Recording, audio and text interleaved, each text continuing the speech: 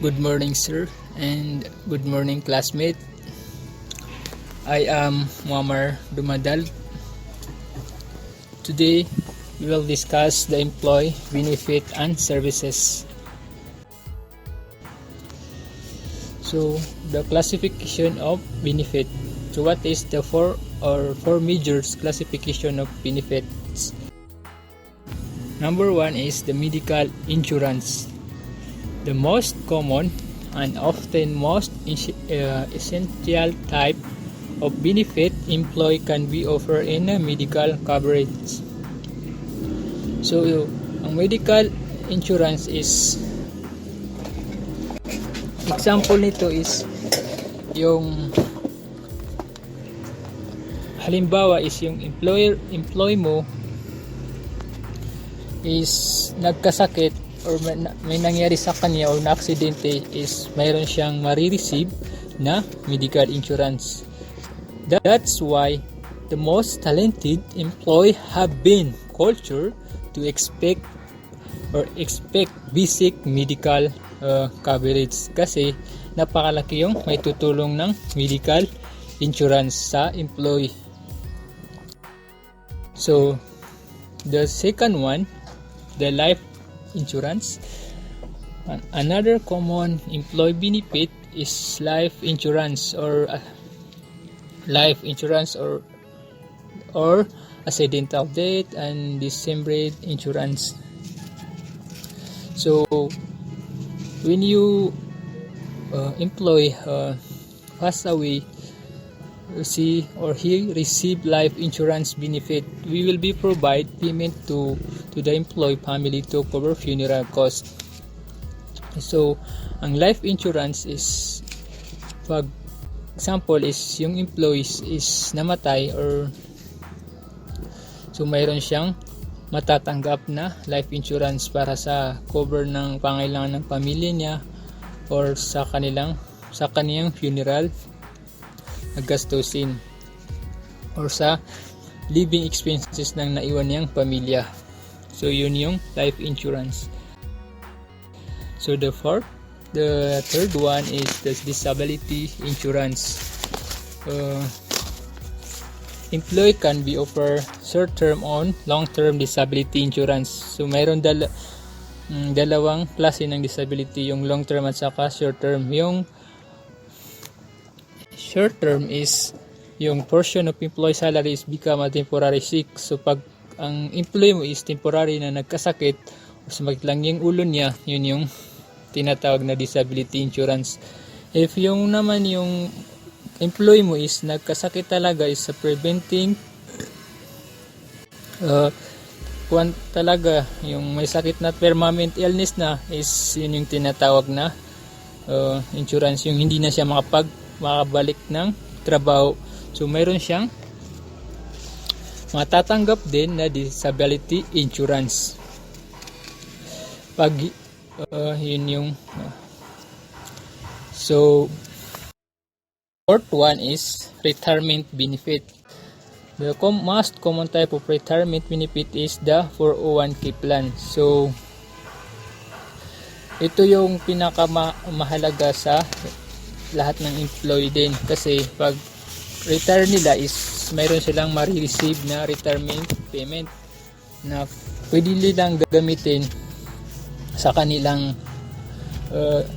pagdagdag income, or dahil naka-retire sila is meron silang maasahan o ma-receive na payment dahil na pwede nilang gawing business para ito ay pagmulan din ng kanilang income. So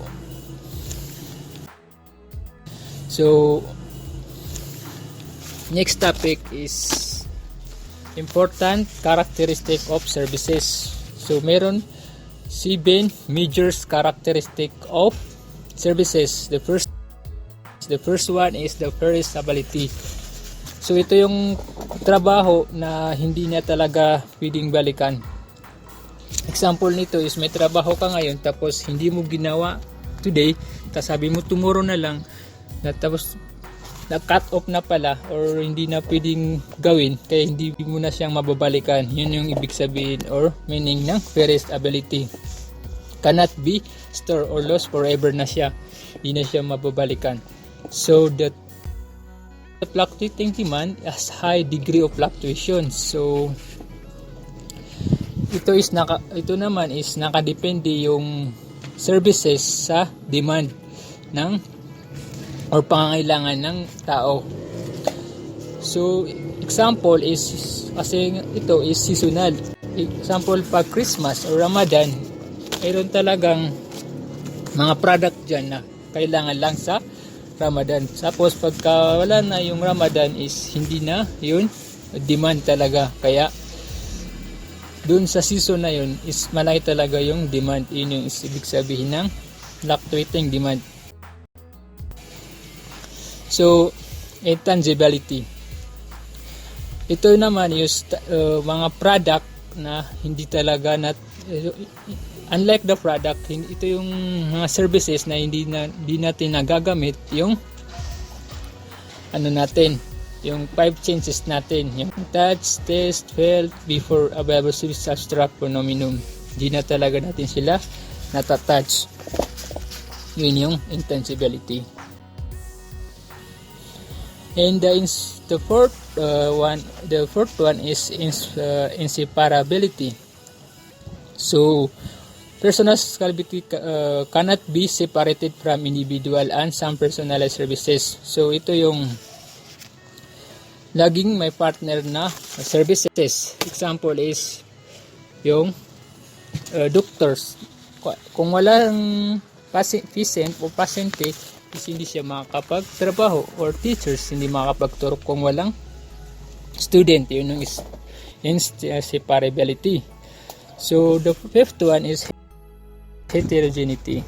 Ito naman is services provided cannot be uniform. Ito yung services na nakadepende sa client. Halimbawa kung ang client mo is rich, is pwede mo siyang taasan ng fee, or poor naman is pwede mo siyang babaan ng fee. So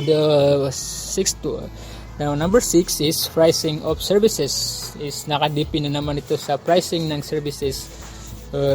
Example is yung mga organizers yung organizers natin is kailangan nila talaga na maraming tao, maraming oras, maraming accessories, appliances, etc. na magagamitin nila sa event. So yun yung kailangan mo din sila bayaran ng mas malaki kasi para sa gagawin nila. Kaya yung service nila is yung service ng price of services nila is nakadepende sa kanilang service. So yun yung price of services. So the last one is the services quality is not statically measurable. Is defined as a form of reliability and responsiveness. So ito naman is masasabi mo lang na, so example nito is yung quality ng services mo is hindi mo matatansya o hindi mo masasabi na maganda yung quality ng services mo kung hindi magmumula sa ibang tao. Halimbawa yung mayroong restaurant na manok yung tinitinda mo is hindi mo masasabi masarap yung manok or yung sauce mo kung hindi sasabihin ng mga customers mo. So yun yung service quality is not statically measurable. Next topic is the classification of services. So mayroon tayong classification of services meron tayong dalawa, classification of services being on tangible action and second one is based on intangibility. Yung classification of services is meron ding dalawa, yung services for people and services for goods. So what is the services for people? Example is yung like healthcare, restaurant and salon.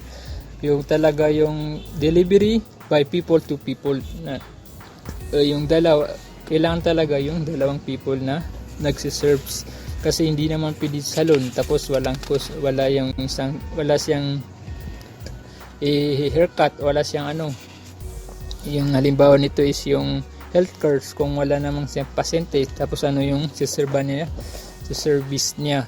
Then yung service for goods, example is transportation, repair and maintenance, and others is given by people for object or goods. So yung services nila is sa goods or nakadepende talaga sa maintenance na.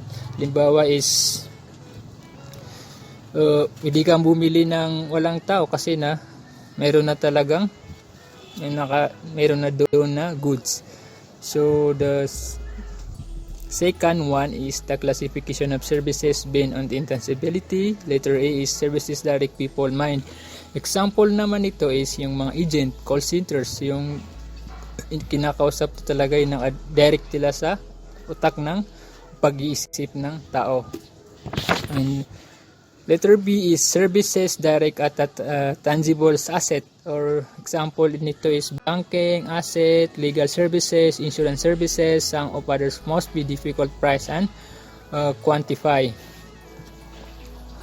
So yun yung ibig sabihin. Thank you for listening, thank you for not listening, and that's all. Salamat and Assalamualaikum warahmatullahi ta'ala wabarakatuh.